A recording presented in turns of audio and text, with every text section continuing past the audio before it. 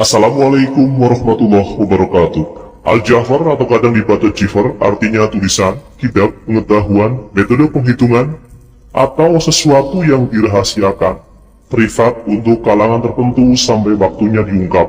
Secara khusus, tema tentang Jafar dikaitkan kepada sahabat Ali bin Abi Thalib radhiyallahu anhu yang menerima sesuatu yang dianggap rahasia tersebut dari Nabi Muhammad SAW. Riwayat yang dinisbatkan dari Jafar Ali bin Abi Thalib yang akan kita bahas di sini sudah cukup terkenal beberapa waktu yang lalu.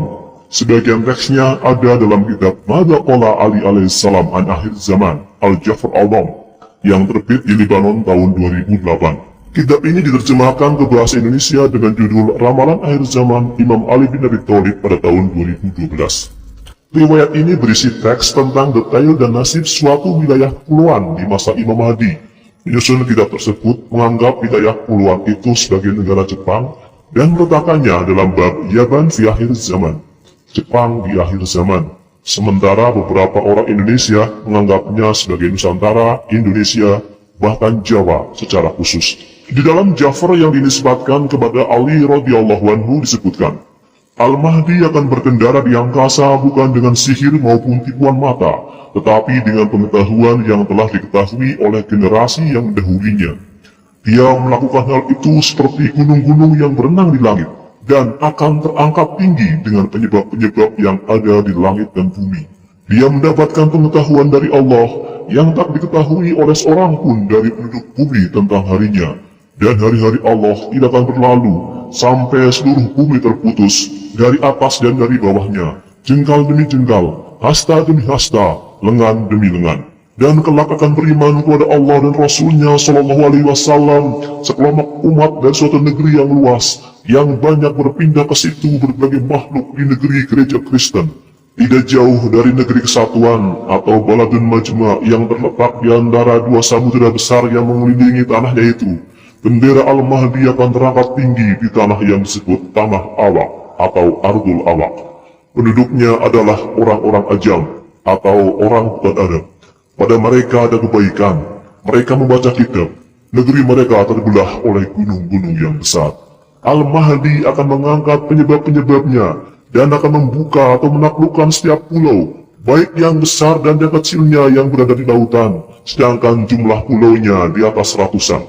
Dan akan bangkitlah sebaik-baik keturunan kita dan semulia-mulia anak cucu kita di negeri gempa tersebut, atau Baladiz Zalazil, yang telah terjaga sejak berabad-abad, tetapi tertidur di zaman wali atau pelindung keluarga Ahlul Bait.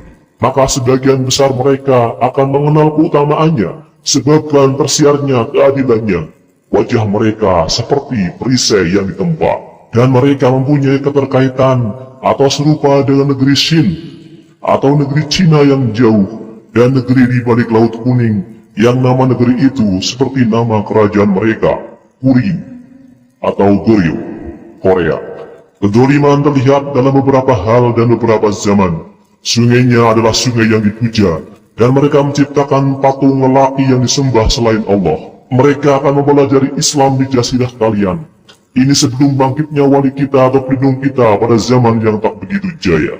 Akan tetapi, sebagian besar dari mereka akan mengendarai kendaraan Al-Masih Dajjal, kecuali yang dirahmati Allah.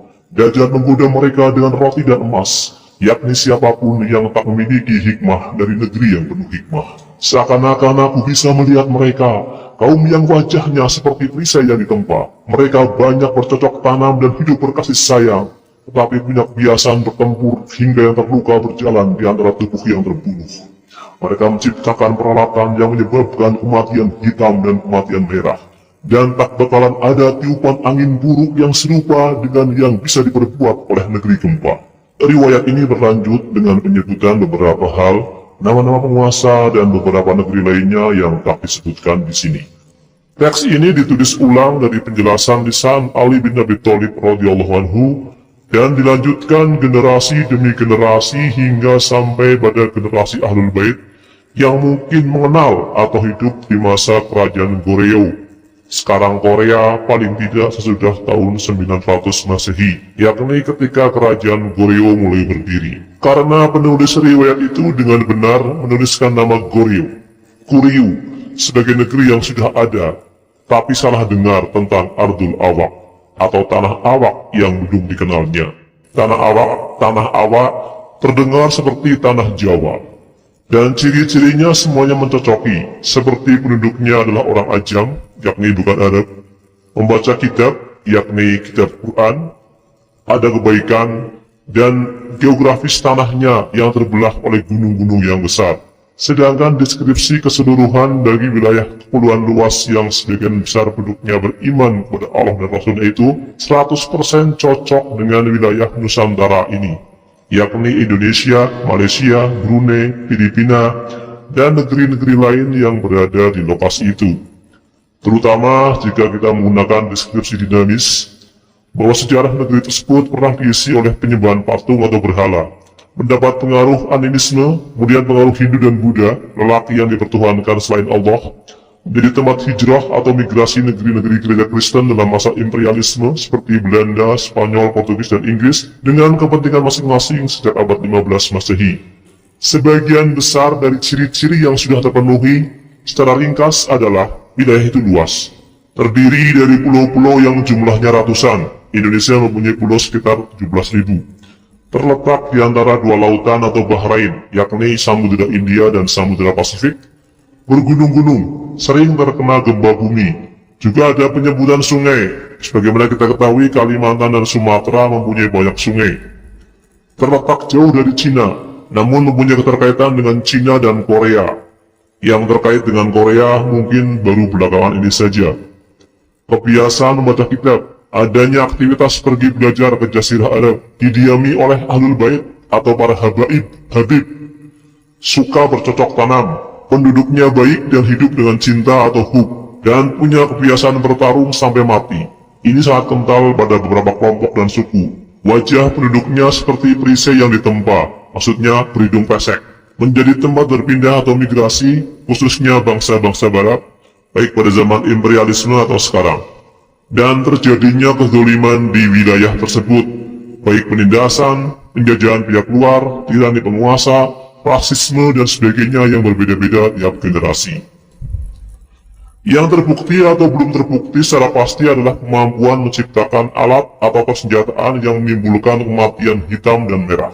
Secara umum kematian merah adalah kematian karena tertumpahnya darah. Kematian putih dianggap sebagai kematian karena wabah penyakit, sedangkan kematian hitam dianggap berhubungan dengan air seperti tenggelam.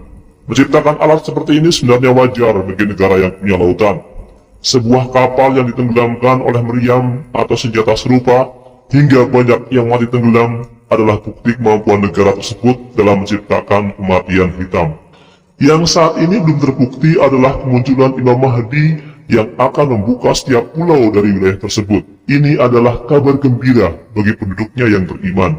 Adapun pemberitaan bahwa sebagian besar penduduk wilayah itu akan menjadi pengikut Dajjal adalah peringatan agar kita tak termasuk di dalamnya. Wallahu a'lam bishawab.